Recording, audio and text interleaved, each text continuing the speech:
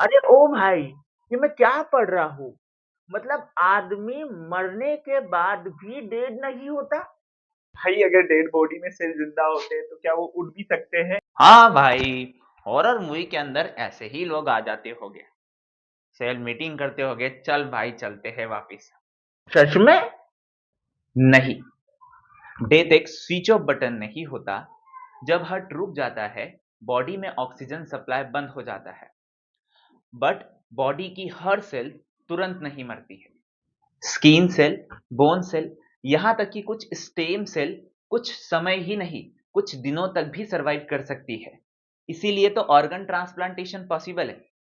Scientifically death एक process है, instant event नहीं है। मतलब बॉडी धीरे-धीरे शट डाउन होती है। मेरा मोटिवेशन भी ऐसे ही मरता है। तो हॉरर मूवी झूठी है।